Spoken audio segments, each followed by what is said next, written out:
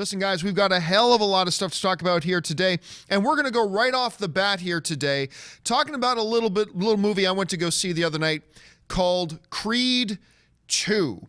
Yes, Creed 2, ladies and gentlemen, has come out and hit theaters. Now, of course, the first Creed kind of came out of nowhere. Creed came out of nowhere, surprised all of us. We didn't really know. I'll be honest with you. When the first Creed was announced and that it was coming out, I thought it was a dumb idea. Now, come on, be honest. A lot of you guys thought it was a dumb idea too. But Ryan Coogler just did what Ryan Coogler does. He delivered an absolute hit. He delivered a magnificent film. So the other night, we went off to go see Creed 2. I'm going to tell you this right off the bat. Not as good as Creed 1. Not as good as Creed 1. But a really good film nonetheless. Let me start off with this. Let's talk about the performances of both Michael B. Jordan and Sylvester Stallone. Now, you guys will remember that the last time a Creed movie came, Sylvester Stallone actually got nominated for an Academy Award for Best Supporting Actor. He didn't win, of course, but he was fantastic in that. And you know what? He's almost as good, every bit as good in this movie as he was in the last one. Now, he wrote the screenplay for this one. He was like the executive producer, wrote the screenplay, all that kind of stuff for it. And you could feel Sylvester Stallone's fingerprints on this movie as well. Michael B. Jordan delivers everything in this movie that he delivered in the first one as well. The intensity, the passion. I think it's fair. He was even more ripped. I don't know how this is even possible. He was even more ripped in this movie than he was in the first Creed. And what's really funny is the way they try to hide just how ripped Sylvester Stallone is. It's like in this movie, they tried to hide how incredibly buff and ripped he is. Because, you know, he was doing all that prep getting ready for the new Rambo movie. So they tried to keep it hidden as much as possible. You could still tell, like, Stallone's a huge dude. But the performances were fantastic. You know what? It wasn't just those two. It was also Dolph Lundgren. Dolph Lundgren, and you know what? I'm never even going to try to say this kid's name. I don't know if you remember the name, Ray, of the kid who plays his son. I just remember reading it a bunch of times. It's like, I'm not even going to try to say that. The kid is not an actor, right? He's not an actor.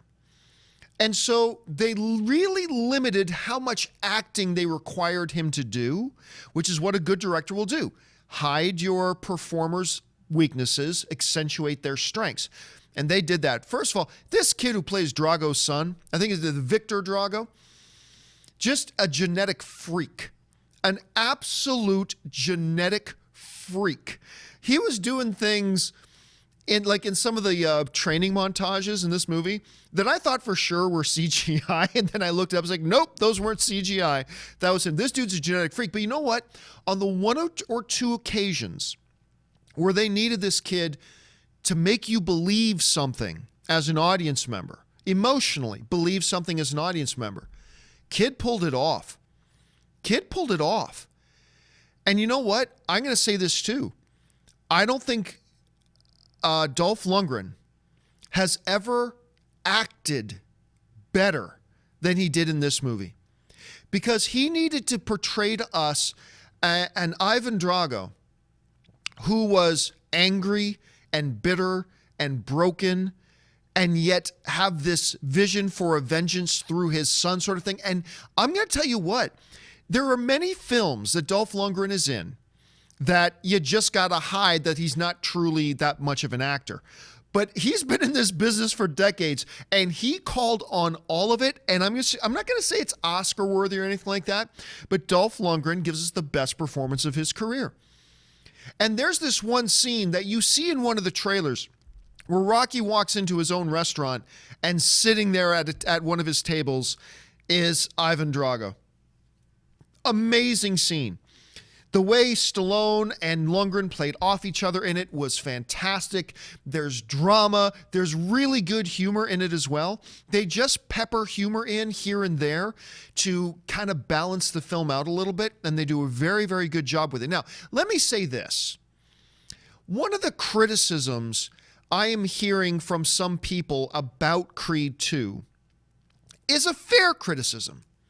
And that criticism is this, is that it feels a little formulaic.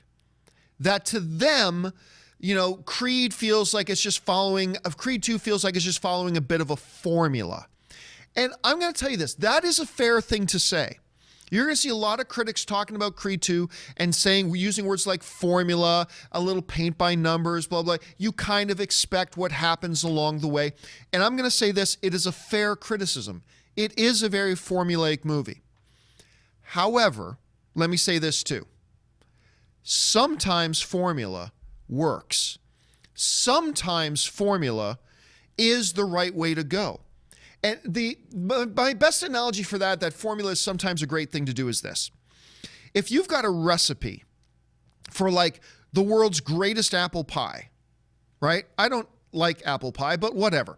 Let's say you got a recipe for the world's greatest apple pie and you follow that recipe. You know, if I take a bite of that thing and it's a great tasting pie, I'm going to say, this is a great tasting pie. Did you follow a recipe? Is it kind of formulaic? Yeah, but that formula worked. And you, even if you're following a formula, you can butcher it and it could turn out tasting bad if you don't do it right. Does Creed 2 follow a formula? Yes, it does. Fair criticism. But it's a good formula. And they executed the formula. Lots of people try to follow formulas in their films and they blow it. Did they follow a formula? Yes, but they executed. And the end result was a damn good tasting piece of apple pie. The end result of this movie is Creed 2 is really enjoyable. And the theater, now all theaters are different. Every audience you watch a movie with is different. But the audience I saw this movie with broke out into applause a couple of times in this film. Like once during the film, they broke into applause. And then when the film ended, they broke into applause. And I got to say this too. This isn't just a go out there and beat your adversary movie. There's really good emotion. There's drama in it. One of the people I saw the movie with was my wife, and she actually came out in tears.